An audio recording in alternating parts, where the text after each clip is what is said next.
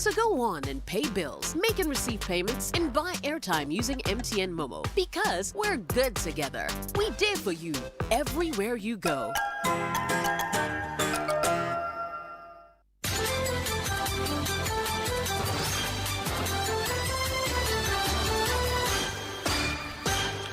Hello, good afternoon, and welcome to the Midday News.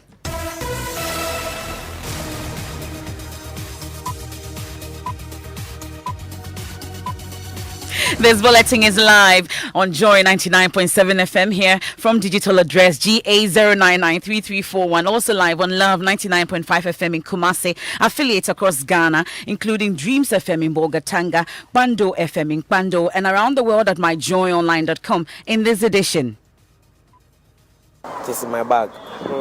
Why did you decide not to wear it to school? No reason? Yes. Why? Why not told to come with a nose mask when you are coming to school? My own has spoiled. Your own has spoiled. Mass disregard for COVID-19 safety protocols as thousands of children return to school for the first time since shutdown 10 months ago. We'll hear from our correspondents, doctors across the country for the very latest. Meanwhile, the National Inspectorate Board has served notice. It will shut down schools that fail to enforce the protocols. We'll hear from them, as well as private school owners who are adjusting school fees upwards in order to meet the demands of adherence to the safety protocols.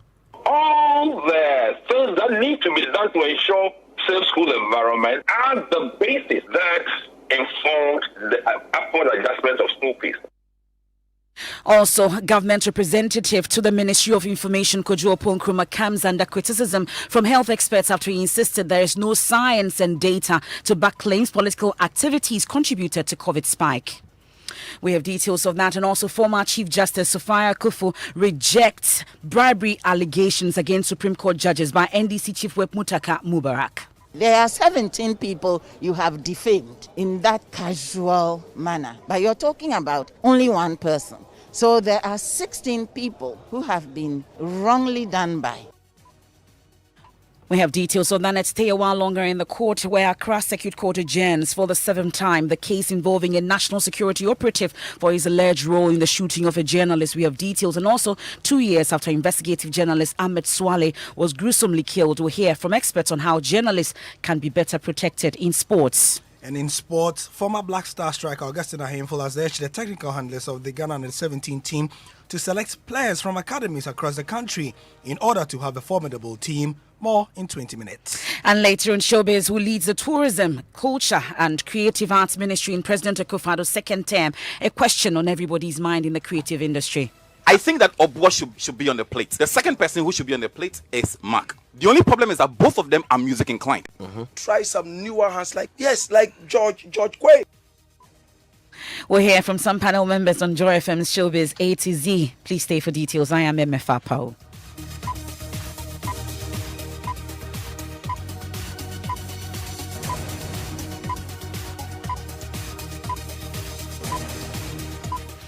And this afternoon, Joy News checks as some public schools across the country have shown widespread disregard for COVID-19 protocols as schools reopen today. Our correspondents who have been monitoring students showing up in schools say some are coming in without nose masks. In private schools, adherence to the protocols are relatively better. President Akufo-Addo announced the reopening of schools after months of closure. He has, however, served notice of imposing fresh restrictions as new data from the health service show the nation is recording at least 200 cases a day. Head of our health desk, Fred Smith, has more in the following report. 14 persons are said to have died from COVID-19 in the last 2 weeks alone. President Akufo-Addo says the country's situation is worsening by the day. Our COVID-19 treatment centers have gone from having 0 patients to now being 4 because of the upsurge in infection. The president also disclosed majority of persons contracting the virus have been found to have ignored the COVID-19 safety protocols and said security personnel are being deployed across the country to enforce compliance.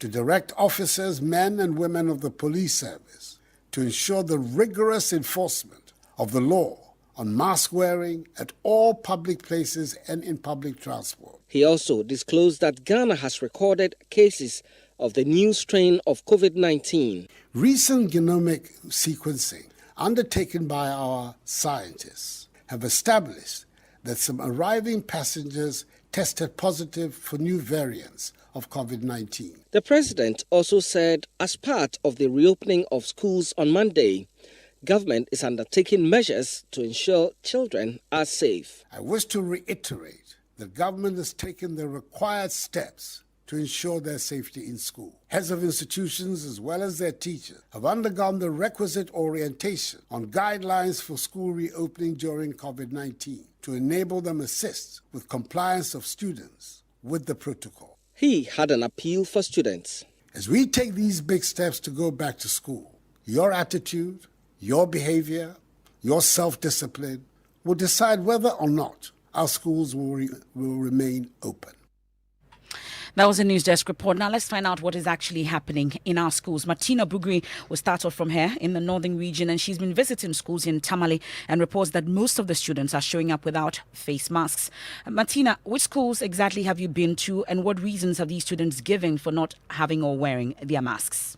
I was at the Lamachegu cluster of schools, the Zegbeli cluster of schools, some schools in the Smith cluster, and then some schools around Fo and Taha. I must say that these schools I visited, out of probably 50 students, you might have just one or none at all wearing a face mask. And speaking to those students, what I gather is that they are expecting the school to supply them. And once the school hasn't given them yet, they are going to hold on until they receive from the school. I asked why their parents are not offering them some. Some are saying that their parents have promised to give them, but they haven't done that up till now. I also spoke to some who said that they have some, but it's torn, and so they are waiting for government supply. But what we do know is that in the northern region, they have had some PPEs, but they are yet to receive the face mask, we are told. Let's listen to some of the students I spoke to at the Matoria Primary School in Fo. Why? Were you not told to come with a nose mask when you are coming to school? My own has spoiled. Your own has spoiled. Didn't you tell your parents you were coming to school? I told them. And what did they say? They said that they'll give me another one. They'll give you another one. I don't have it. Why? Didn't you tell your mother you were coming to school? I tell they are telling government that we should give us nose masks. Martina Bugri there interacting with some students in some schools in Tamale. We head off to the Upper West region now. Rafiq Salam. Rafiq, we understand hundreds of students in the region are also without masks. Tell us more. I've visited about 6 schools in the one municipality, and I can report to you that about 99% of the pupils that I spoke to are not having nose masks. A place like the model primary school used to be known as experimental primary school, the oldest school in the one municipality. Out of 500 students, we could count about 6 students, only 6 pupils only wearing nose masks. And so when I tried to interact with them, spoke to them about why they are not wearing nose masks, they told them that they know that the government or the GS will provide these nose masks for them. And so their parents have asked them to come to school to come and collect these nose masks. That's Rafiq Salam reporting from the Upper West region. He visited 6 schools in the Wa municipality. What's the situation in the Ashanti regional capital, Kumasi? Nanaya Ojima joins us with more. Nanaya, what can you report? So in the schools that I went to this morning, the teachers are enforcing the wearing of nose masks and also the hand washing protocol of COVID-19. But unfortunately, on the way of these students coming to school, that's when they are commuting to school. That is when you see most of them without the nose masks and also working in groups. But in the schools, teachers are ensuring that all protocols are well adhered to. That's the situation in the Ashanti regional capital, Kumasi. How about the Volta region, where my colleague Ivy Setoji has also been visiting some schools? Ivy, what's the situation in the region? Any different? It appears we don't have Ivy Setoji just yet. We'll be heading to the western region now. Natalia Kwansa has also been interacting with some health officials. We can listen to them on their preparedness to contain COVID-19. Our facilities has been prepared since the inception of the pandemic, and we are even fortunate that now FIA Quanta has a treatment center that was built by GIZ and well equipped with about 6 ventilators. So our situation as we speak, as far as case management is concerned, is far better than when we started. I think Takwa also has 1 ventilator. Takrady Hospital also has 1. So the situation is far better than as we started. And the facilities are prepared. We've been fortunate that since the inception, majority of our cases has been the mild form of the disease. But we are ready and better prepared than at the beginning of the pandemic. So some health officials, they're interacting with my colleague Inathalia Kwanza. Here in Accra, the situation is much better in terms of compliance. My colleague Enimwa Enimado visited some schools and came through with this report. It's been a very interesting morning of contrast in terms of adherence to COVID-19 protocols. In the private schools, the schools were ready. There were Veronica buckets everywhere, sanitizers, thermometers, tissue. The children were in masks. The teachers had assistants. And of course, there were very few number of children in the classrooms until, of course, we started to visit public schools like the Salem Basic one in Osu, where the children were spending today cleaning gutters, sweeping dust, burning rubbish, not really wearing nose masks. The headmaster there told us that he was now going to go and collect the PPE that was being supplied by the government. And so one can assume that this morning the temperatures of the children haven't been taken and they're coming to school with whatever face masks they have and really not wearing it.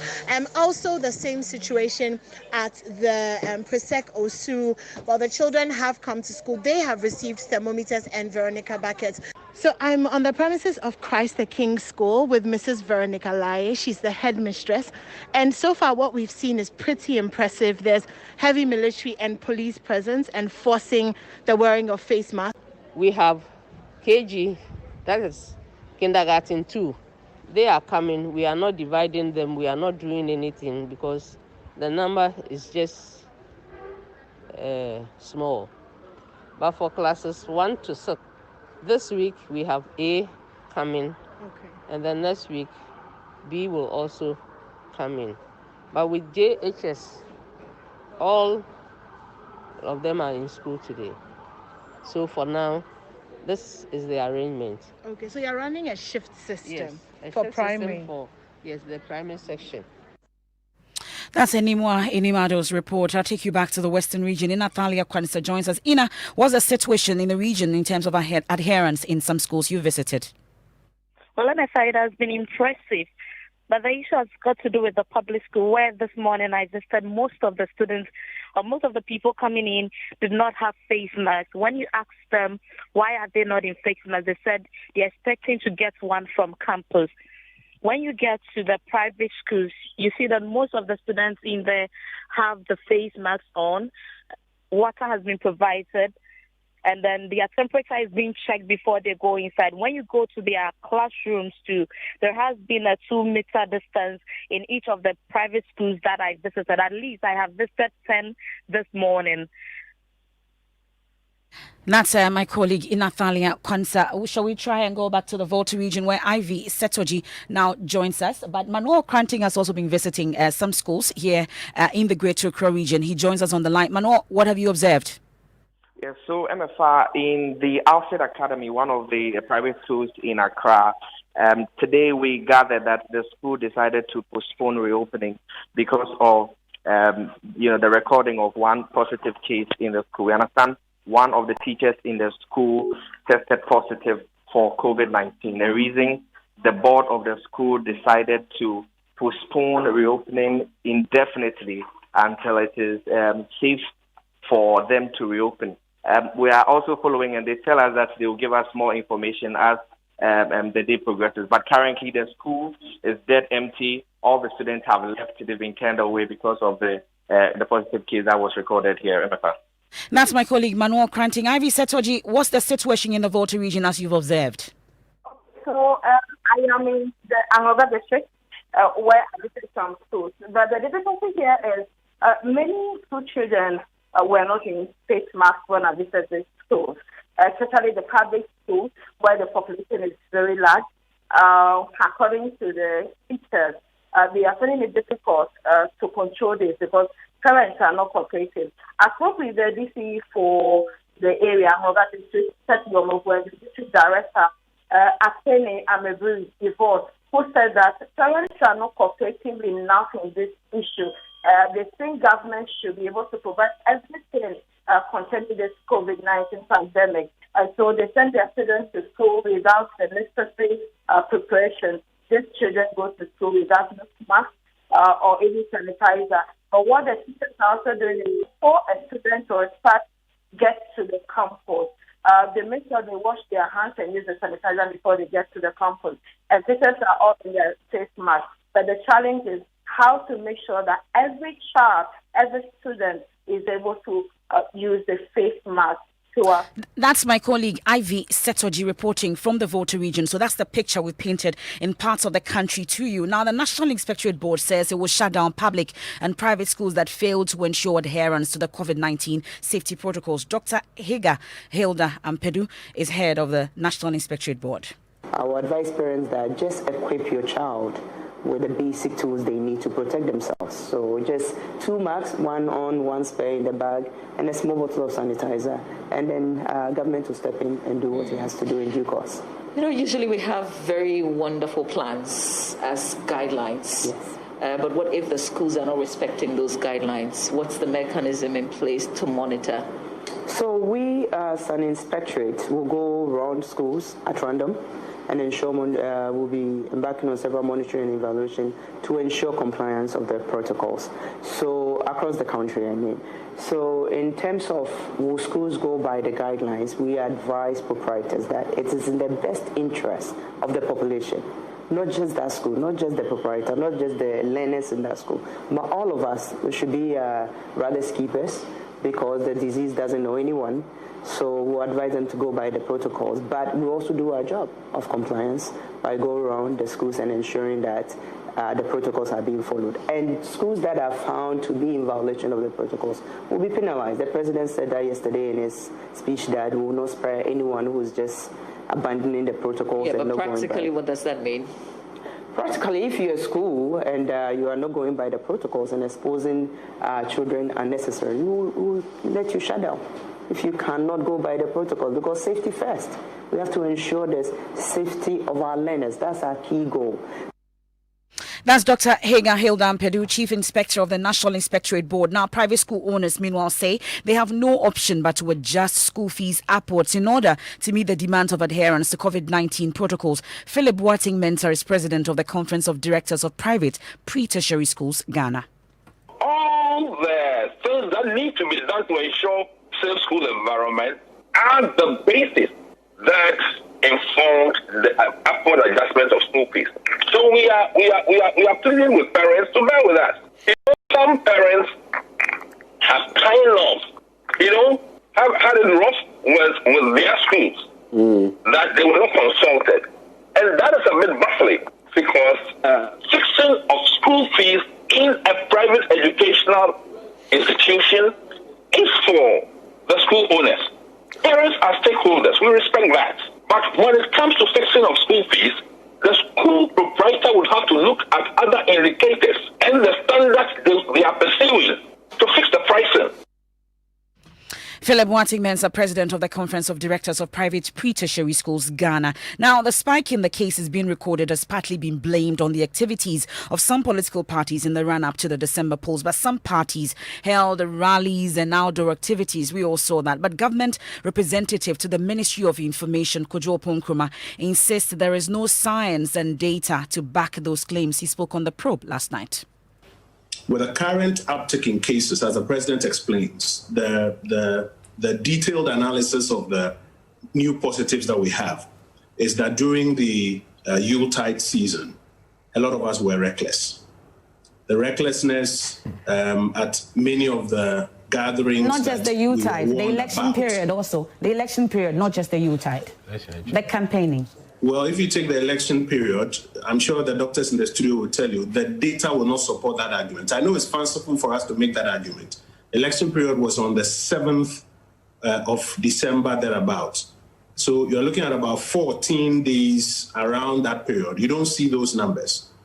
But the Yuletide, the 25th coming to the New Year era, you'll notice And they even have specifics when they do the tracing. They have specifics of events under which persons turned positive, which is now what is leading to the about 200 average cases a day. There's clear data and clear science to support this argument.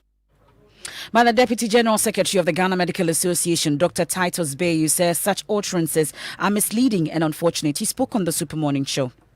And so when we try to disaggregate the figures and try to apportion blame that this virus, some activities did not lead to it, while others led to the spread of the virus, is very, very unfortunate. Very unfortunate. I mean, I think that the political activity, and during the time I had the Minister of Information, I had some senior people in government, senior people in the Ministry of Ghana Health Service saying that the political activity does not contribute to it, and it's very unfortunate. Look, let's look at our country. You don't need a lot of studies to be able to explain why someone would think that way, which is wrong. Who are the people running around the political rallies? Healthy young people. How many people after a rally were tested? No one. When did we say that, okay, after this political rally, we are testing the people to see whether they have gotten an infection or not? We didn't. These people are healthy, fit young people. How many of our grandparents can go and shout and scream in their gatherings? They won't be there. Now, when they get that infection at that period of time, they were not tested. There was no mass testing going on. We had restricted testing to only symptomatic people.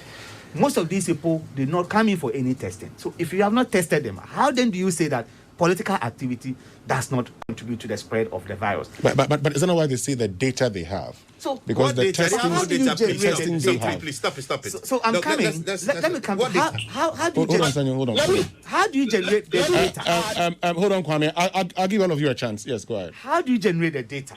If you deliberately collect data from a particular segment and use it to interpret it for how you want it, then it will give you the kind of information you want. That's the Deputy General Secretary of the Ghana Medical Association, Dr. Titus Bayu, there speaking on the Super Morning Show. I'll take you quickly to Parliament now, where the House is expected to reconvene this week with the formation of new committees high on the agenda. The NDC is demanding chairmanship of 8 committees of the House, which the NPP is unwilling to allow. The House may also debate a motion by Boko Central MP Mahama Ayariga seeking that Parliament causes the executive arm of government to suspend payment of admission fees by students. Joseph Opoku-Gakpo has more. Parliament resumes sitting tomorrow, Tuesday at 2 p.m. for the 4th sitting, to be chaired by new Speaker Alban Bagbin. Among others, the House will approve the formation of a 20-member selection committee to determine which MPs should serve on which committees and who should chair them. The approval of the members of the appointment committee, which will vet ministers to be appointed by President Akufo-Addo, will be high on the agenda. Boku Central MP Mahama Ayariga has written a letter to the Speaker seeking his pre-approval pursuant to Order 50 of Parliament Standing Orders to move a motion on the floor over admission fees being paid by university students. The motion is asking the House to request that the President take steps to suspend payment of admission fees by new entrants into public tertiary institutions for the 2021 academic year as part of government COVID-19 relief measures.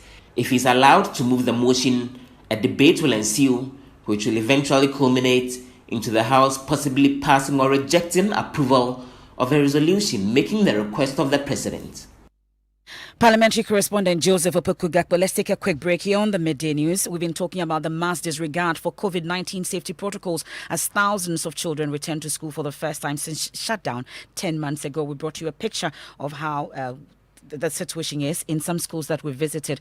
Still to come, we have sports, and then also former Chief Justice Sophia Akufo rejects bribery allegations against the Supreme Court judges by NDC Chief Whip Mutaka Mubarak. There are 17 people you have defamed in that casual manner, but you're talking about only one person. So there are 16 people who have been wrongly done by. And later on, Showbiz, who leads the Tourism, Culture and Creative Arts Ministry in President Akufo-Addo's second term, a question on everybody's mind in the creative industry. I think that Obwa should be on the plate. The second person who should be on the plate is Mark. The only problem is that both of them are music inclined. Try some newer hands like George Quay. This bulletin is live in the Volta region on Jubilee Radio Keta, Volta Premier and Kekali Radio in Ho, Lolonyo FM in Hohoi, Pando FM in Pando, Fafa Radio in Joje, Radio Hogba in Angloga, Klenam Radio Bato, Victory FM Aflao. In the Eastern region, we're on K Poly Radio in Kofrodia. In the Northern region, we're on Bishara Radio, Radio 123 and Radio Justice in Tamale. And in Savannah region, we're on Inkelege FM in Bole. In the Upper East region, we're live on A1 Radio and Dreams FM in Bogatanga and Radio Fumbese in Fumbese. In Upper West, we're live on Radio Sonmale in Wa, Radio Freed in Nandom, Radio Wa in Wa, and Bolu FM in Bolu. In the Bono East region, we're on Gaskia FM in Techiman. In Bono region, we're on Sky FM and Parrot FM in Sunyai. Central region, we're live on ATL FM in Cape Coast. And in the Western region, we're on Radio Max in Takrady. Thanks for staying with us here on the Midday News. You're on Joy 99.7 FM, also on myjoyonline.com. Time now for sports. Yes, and in sport, former Black Stars forward Augustine Ahemfo has advised the technical handlers of the national under-17 team, the Black Starlets, to expand their search of players to the doorstep of academies in Ghana. He made this comment on the back of the Black Starlets' disappointing showing in the Wafu Zombe tournament in Togo, which meant that the team failed to qualify for the Africa Cup of Nations for under-17s, which will be held in Morocco later this year. And this has raised concerns about the quality of the squad. Ahemfo said on the Joy Sports link at the weekend that players from academies across the country must be selected for Ghana to have enough quality in under-17 teams going forward. For me, as a former footballer, when the team goes and the performance is good, then like the General Secretary said, we have to build on it. It really doesn't matter if we don't win the cup, but you have to look at how the team is progressing, because the foundation of the Black Stars starts from the Starlets. So if their performance is very good, then obviously the progression through under-20 and the Black Stars will look brighter. But if it does not really go that way, then we have a problem. Why am I talking about the academies? Because they have these boys that they've trained through the ages of 12, 13, 14, thereabouts. They know the basics. We can add on, but the core of the team should really start from the academy, the established ones. Let's say Right to Dim, for instance. Let's say Wafa, for instance. Probably 1 or 2 here and there. Gordon Atram has a very good 17 or whatever team, or Datilante has. So let's look at these established ones and then add on.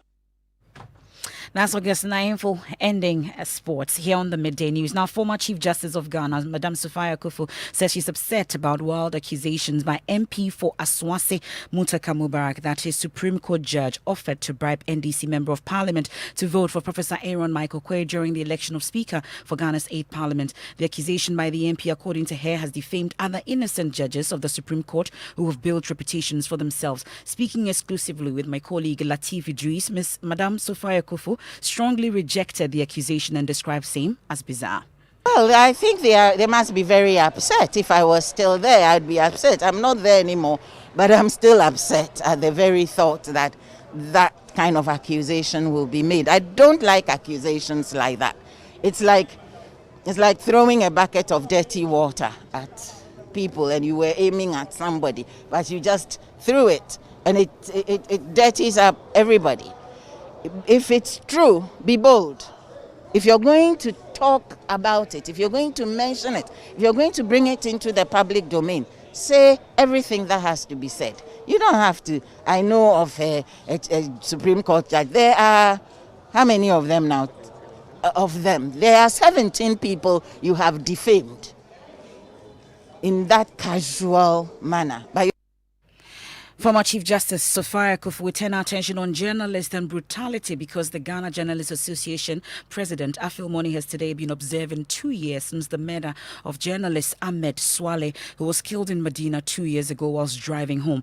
2 years since the killing, no person has been arrested in connection with the murder, and the Ghana Journalists Association is calling on the powers that be to give maximum support to the police to arrest the killers. Indeed, it is not within the bounds of possibility for Ahmed Swale, who was murdered in the most tragic circumstances, to be brought back to life. But we believe that it is within the bounds of capacity of the Ghana police and the law and order community as a whole to fish out the perpetrators and bring them to book. That's the GJA President, Roland Afeomoni there. Time for showbiz, and let's talk about who makes the second term as the Minister for Tourism and Creative Arts. What have they been saying? Yes, so we have Catherine Afeku, we have Barbara Ting, and we also have Marco Kweku on the table. But let's see what the panelists on Showbiz A to Z had to say. Mark will be a very good deputy to either Mohamed Awal or Kwesi Agyeman. That Kwesi Agyeman would be, for substantive. But for the deputy ministerial, now, it's purely ceremonial. If some big man die for a funeral, then if you be the deputy minister where you don't have anything to do, then you pass through. If he listen, but when you are the deputy minister for creative arts, unless some buffet for some place, jollof party, then they need government to represent. And George Anda had sent me a message a few minutes ago that said, I think Kwesi Agyeman will do a great job if you ask me. I think that Obwa should be on the plate. Yeah. The second person who should be on the plate is Mark.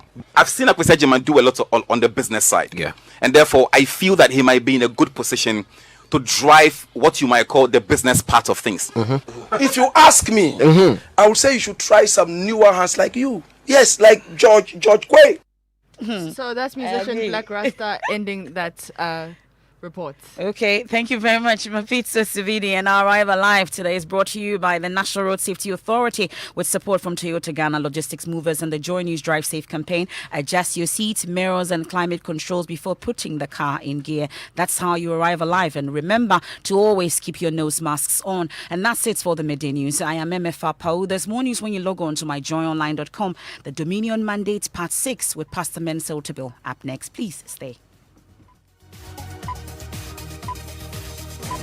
When you want it, just Momo it. When you tire for the long queue in the supermarket, just Momo it. And when you really want that beautiful new blouse too, just Momo it. And when you won't get that trim, when you go get fresh to impress, you